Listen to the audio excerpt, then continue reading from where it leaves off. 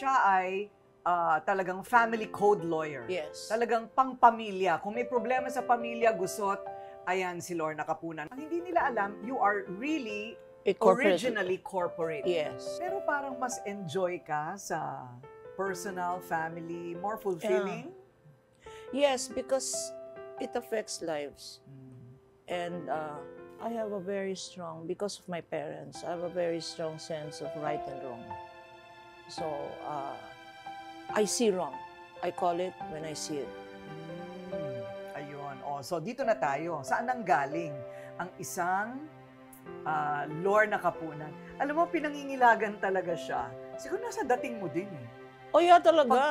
Pag tiningnan mo ng masama, medyo nakakatakot din. Ha? Talaga. This is my default face. Alam mo, pag-aaralan ko yung aking default face. Wala pa akong default Wala kang default face. Parang default face ko ganito. Parang so many... I'm always in awe. No, I'm always interviewing people, so I'm like, I know, lang especially in our new show, di ba?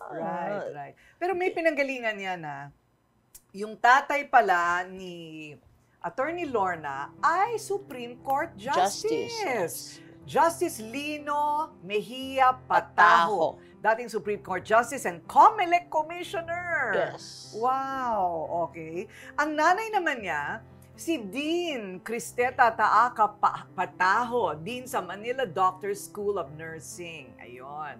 They're all academics and scholars. Yes. Right? Yes, they are. Oo, talagang, so lahat kayong magkakapatid ba ay naging abogado? No, in fact, that was my father's frustration because he expected, I had an older sister than me and then 2 brothers. So, meron akong second child syndrome. Second child ka? Okay, second daughter. And, Corina, I was born on April Fool's Day. Ay? So, so when I came out and the nurse said, "It's a girl," sabi ng tatay ko, "Are you joking?" Bakit gusto niya lalaki? Siyempre naman. Okay. Di ba ganun ang... Kasi nauna na, babae na. Doon na ng traditional, di ba? Right. Traditional. Okay. Dapat may lalaki. To continue na bloodline. So, so that happened and... Pero sinundan ka naman ng lalaki? Yeah, 2 boys. 2 girls, then 2 boys? Yes. Ayun. Ikaw lang ang naging abogado? Yes. Bakit? Type ko, my eldest sister became, is a doctor. Doctor. No, doctor. Yung doctor na hindi nagagamot. Yeah. Okay. So, she was VP of UP University, head of the literature department. And then, after me, my brother, incidentally, I lost my sister last year. Oh, sorry and to hear then my that. brother I lost during the pandemic. He was an economist.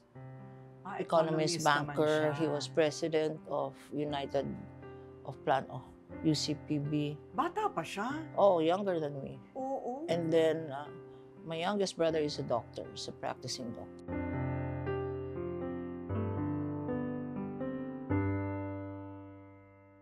Back to your childhood. My childhood. Ano yon? Nakikita mo parati yung mga magulang mo na parati nakasubsubang mukha sa libro? No. My mom, before she started being VP and all that, was a mom. She really was a mom. In fact, I would recall that we did mommy things. I mean, you know, my sister and I had matching dresses. We had matching shoes. We had curly hair. She did mommy things for us. Okay. I guess that was a traditional. That was how husbands were there. No career first, no? So, until we all graduated, then she started boom, her career. She even became Professional Regulations Board for nursing. Talaga ba? Maaga kasi siguro siya nag-asawa. Dati noon kasi, even me, no? During those days, pag 20s ka na, tula ka pang asawa, old maid ka na. I got married, I was 24, I think, second year law school. Pero kailan mo naisip na, ay, mag-aabogado na ako talaga? Oh, since I was a kid. In fact, even my lola then said, abogado to. Itong anak mo, abogado to. I would talk to the adults. I mean, as if I were an adult. I didn't realize I was not an adult pala. So, and in a house where everybody talks. My mommy is a talker. My dad was a silent type actually. But we grew up in a traditional family. Talagang discipline. Mahirap man makapasok sa UP ngayon, kahit noon, nakapasok ka rin, at nakapasok din yung boyfriend mo. Yeah. Hindi mo siya nakilala? Yeah. Okay. No, nakilala. Oo. Actually, I met my boyfriend in the tennis court. Hindi sa classroom? Hindi sa classroom. Pareho kayong sporty? Yeah. Okay. And then, he was in a fraternity, and black belter yan. And then, we met there, and I said I was going to go into law school. So, he enrolled night class in law school. Wow. Yeah. Bakit? During the day, ano siya? He was working during the day. Working. Okay. Bakit mo siya nagustuhan? Hindi naman working. Cute siya. Cute. No, not cute, but parang bad guy. I like bad guys. Oh, yung Kaya maginoo. parati kang may kliyenteng bad guy, ikaw talaga. Parang maginoo pero medyo bastos. Yun ang ayun. type ko. Ang daming revelation. Ang daming revelation talaga. Noong nag-aaral ka in law, ganyan na ba ang aura mo? Yung parang natatakot na lumapit ang mga tao sa'yo o makalaban ka? Yes. Ganon? You mean ganyan na maikli yung hair mo? Ganon? Oh no. Sexy ako noon, Corina. Totoo? Oh, I had hair up to here. Wow. And then, syempre, miniskirt ang uso noon. Miniskirt? Panahon ng miniskirt na. Okay. In first year of law school, we were only 3 scholars. Mm. 2 boys, two men, and me. I was Order of the Purple Feather. And I was in the editorial board as well. So. Wow. Talagang Talagang academic achiever ka talaga dati pa.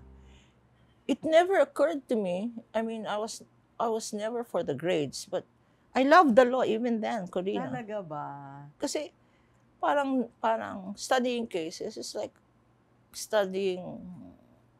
It's like a story. Oo. May beginning, may conflict, may ending. Oo. At Diba? paano mo aayusin yun? At paano maayusin yon? Ano yung tama? Ano yung ruling ng court? Do you agree with the court and all that? Correct. And in terms of, that was in terms of the law. That's why my background in law is solid. Because if you never remember, kasi people think, ay, law yan, panayang memory niyan. No. Mm-mm. It's a matter of understanding the principle of the law.